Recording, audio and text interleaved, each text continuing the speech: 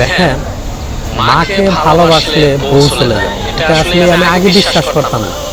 আমার এখন বিশ্বাস করতে বাধ্য হইতেছি যে আমার মা বড় ভাইয়ের ঘরে খায় না, আমার ঘরে খায় কেন, এটা আমার বউ সহ্য করতে পারে না।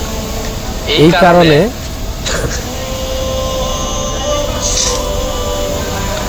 আমার বউ আজকে 15 দিন যাবত বাড়ি থেকে চলে গেছে, তার বাবার বাড়ি আসতেছে না। তার কথা একটাই যে তুমি তোমার মাকে যদি আমাদের সাথে নিয়ে খাও তাহলে আমি তোমার সাথে থাকতে পারবো না। যে মায়ের জন্য আমি এত ঘর বাড়ি, যে মায়ের জন্য এত কষ্ট করলাম, এই যে সুন্দর ঘর বাড়ি বানাইলাম, আজকে সেই মায়ের ছাড়া আমি কিভাবে আলাদা খাবো? এটা তো আমার পক্ষে কোনোভাবেই সম্ভব না। আর এত শখের বউ আমি হেলিকপ্টারটা বিয়ে করে নিয়ে এলাম আমার বাড়িতে। আসলে কথা হয়েছে কি, কথা হইলো যে মা বাবার কথা বাধ্য কোনো সময় হওয়া লাগে না। আমার মা আমার দেখে বিয়ে করার নিয়ে চাইছে, আমি বলছিলাম যে দেখো মা,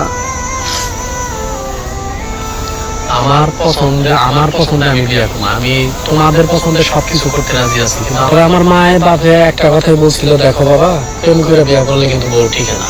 আসলে আজকে মনে হয় এরকমটাই হইতে যাইতেছে যে আমার মা বাবার কথাটাই মনে হয় সত্য, যে আজকে মা বাবার নিয়ে আমি কেন একসাথে খাম। আমার বউ আসলে বাংলাদেশে এইরকম ঘটনা রহ করতেছে যে মাকে একসাথে নিয়ে খাইলে কেন বউরা জ্বলবো, তাদের কেন সহ্য হইব না, তার পলায় তার মায়ের কামাই করে খাওয়াবো, এটা কেন সহ্য হবো না? এটা সহ্য হওয়ার না কি আছে? সহ্য না হওয়ার কি আছে?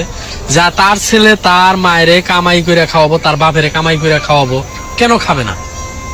তার ভাত, আমার বউয়ের ভাত সে পাইলেইছে, কাপড় চোপড় পাইলেইছে, তার সমস্যাটা কোনো? আমার ইনকাম করার অর্থ যদি আমার মায়ের বাপে না খাইতে পারে, তাহলে আমার এই ইনকামের কোনো অর্থ আছে? তাইলে কোনো মানেই নেই। এখন বিষয়টা হলো যে আমার বউ থাকুক বা না থাকুক তাতে আমার কোনো যায় আসে না, কিন্তু আমার মা বাবা আমার সাথে সব সময় থাকবো। এই যে আমার বাচ্চাটা আজকে একা একাই খেলাধুলা করতেছে, তার মা আজকে 15 দিন ধরে ফালাই থুয়ে গেছে। আম্মা, ও আম্মা, আম্মা গো, তোমার আম্মা গেছে।